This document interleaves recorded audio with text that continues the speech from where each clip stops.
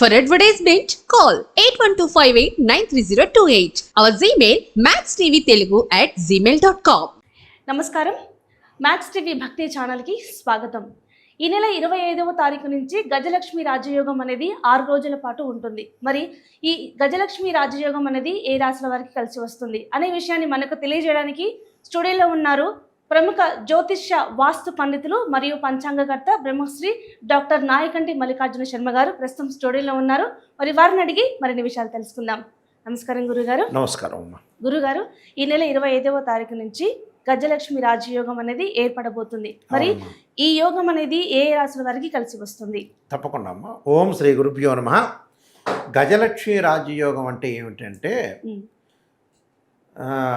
మే 1వ తారీఖున అంటే ఏప్రిల్ 25వ తారీఖున శుక్రగ్రహము మేషరాశిలోకి సంచారం జరుగుతుంది. అంటే శుక్రగ్రహం మీనరాశిలో ఉన్న ప్రజెంటు మీనరాశిలో ఉన్నారు. మీనరాశి నుంచి శుక్రగ్రహం అనేది మేషరాశిలో అశ్విని నక్షత్రం 1వ పాదంలో సంచారం చేయటం వల్ల మేషరాశిలో శుక్రగురువుల యొక్క కలయిక అనేది జరిగింది. అంటే శుక్రుడు ప్రధానంగా శుక్రగురువుల యొక్క కలయిక వల్ల గజలక్ష్మి రాజయోగం అనేది ఏర్పడుతుంది. ఏమిటి అంటే గురువు ధనకారకుడు, సంతానకారకుడు, భాగ్య లాభాధిపతులకి కారకుడు గురువు అవుతాడు. శుక్రుడు సుఖాన్ని, భోగాన్ని, సౌఖ్యాన్ని, వివాహాన్ని ఇచ్చేవాడు శుక్రుడు. ఇక్కడ ఈ శుక్రగ్రహం వల్ల ఈ గజలక్ష్మి రాజయోగం అనేది చాలా అద్భుతమైన రిజల్ట్స్ వచ్చే అవకాశం బాగా ఎక్కువ ఉంటుంది. సాధారణంగా ఏమిటంటే గురువు గోచారీత్యా 2, 5, 7, 9, 11 స్థానాల్లో సుఫలితాలను ఇస్తాడు. అలానే శుక్రుడు వచ్చేటప్పుడు 1, 2, 4, 5, 8, 9, 11 స్థానాల్లో సుఫలితాన్ని ఇస్తాడు గోచారీత్యా. అయితే ఇక్కడ ఏ రాసుల వాళ్ళకి గజలక్ష్మి రాజయోగం వల్ల ప్రయోజనం కలుగుతుంది అని అంటే మేషరాశి, మిథున రాశి, సింహము, కన్య, తుల, మకర రాశి వాళ్ళకి చాలా అద్భుతమైన ప్రయోజనాలు కలిగే అవకాశం బాగా ఎక్కువ ఉంటుంది.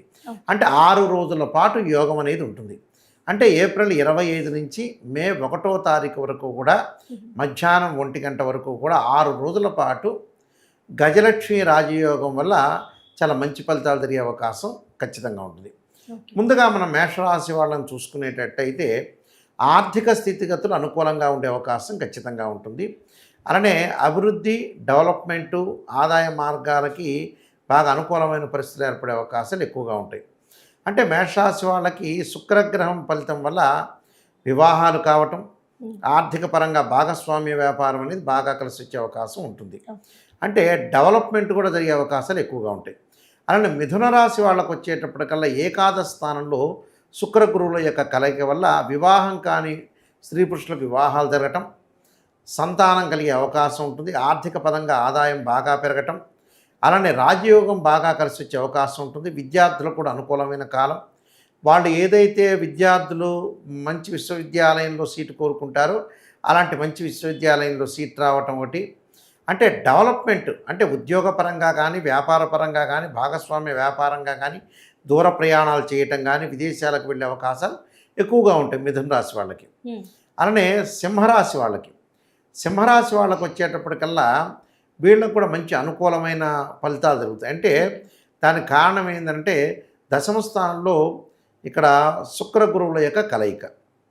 అంటే దశమ స్థానంలో శుక్రగురువుల యొక్క కేంద్రాల్లో ఉండటం వల్ల కూడా వీళ్ళకి ఆర్థిక పరంగా ప్రధానంగా బాగుండటం ఒకటి, కెరీర్ డెవలప్మెంట్ ఒకటి, అలానే ఉన్నతమైన ఆలోచనలు, వివాహాది శుభ కార్యక్రమాల్లో పాల్గొనే అవకాశం ఉంటుంది, ప్రయాణాలు చేసే అవకాశం ఉంది, భాగస్వామ్య వ్యాపారం, నూతన వ్యాపారాలు ప్రారంభం చేయొచ్చు, అలా నూతన ఉద్యోగ ప్రయత్నాలు కూడా సఫలీకృతం కావటం ఒకటి.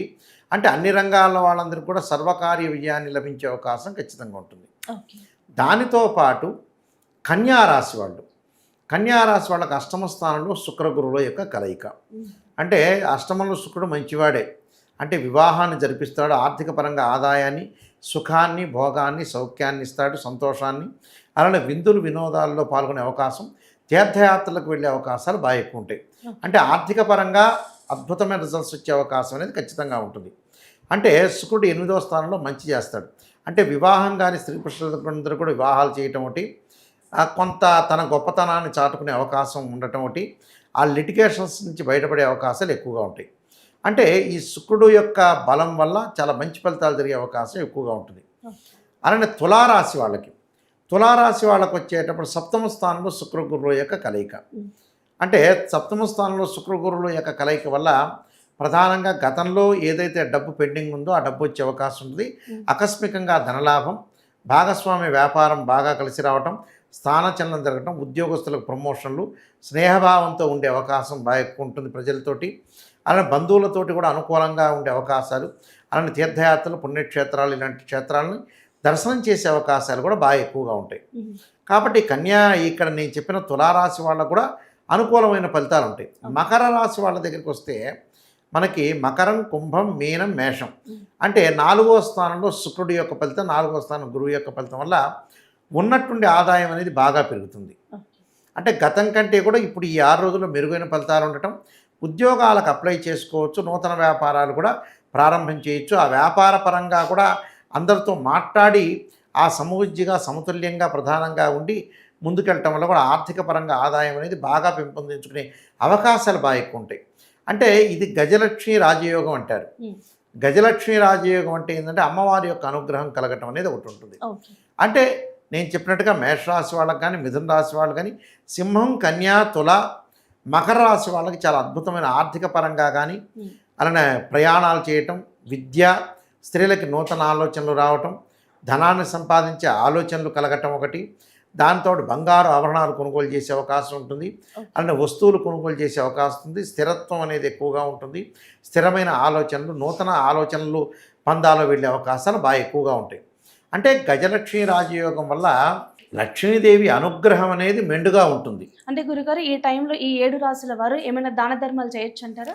చేసుకోవచ్చు, తప్పేం లేదు. ఇప్పుడు మేషరాశి వాళ్ళు, వృషభ రాశి వాళ్ళు, ఇప్పుడు నేను చెప్పాను మేషము, మిథునము, సింహము, కన్యా, తుల, మకరం అంటే ఈ రాశుల వాళ్ళందరికీ కూడా అనుకూలంగా ఉంది. అనుకూలంగా ఉన్నప్పుడు దానం చేసుకోవడం తప్పేం లేదు. కానీ దోషం అనేది లేదు ఇక్కడ. అంటే ఈ 6 రోజుల పాటు నూతన వ్యాపారాలు ప్రారంభం చేయాలి. అంటే కాలం కలిసి వస్తుందని అంటాం మనం.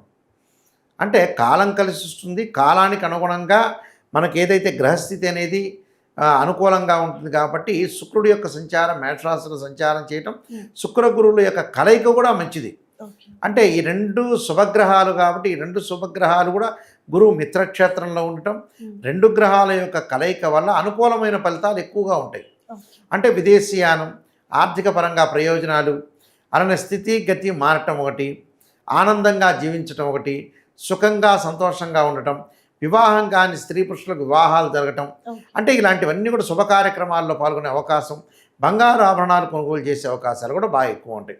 అంటే కాలానుగుణంగా ఒక స్థితి మనం బాగుందనంటే అందిపుచ్చుకునేటట్టు ఉంటుంది. అంటే ఒక తాడు వేస్తే ఆ తాడుని ఒక వ్యక్తి తాడిచ్చాడంటే ఆ తాడుని పట్టుకొని జీవితంలో పైకి వచ్చేటట్టుగా ఉండాలి. ఆ తాడును వదిలేసేటట్టు ఉండకూడదు. అంటే భగవంతుడు కూడా ఒక టయాన్ని ఇస్తాడు మనకి, అంటే ఒక కాలాన్ని ఇస్తాడు. ఆ కాలాన్ని మనం చెడగొట్టుకోకూడదు. అంటే లక్ష్మీదేవి లోపలికి వస్తుంటే డోర్ వేయకూడదు, మూయకూడదు. అంటే అది మన స్వయంకృత అపరాధం అని అర్థం. ఈ గజలక్ష్మి రాజయోగం వల్ల ఈ 6 రోజుల్లో మన వాళ్ళు ప్రయత్నాలు సఫలీకృతం అవుతాయి.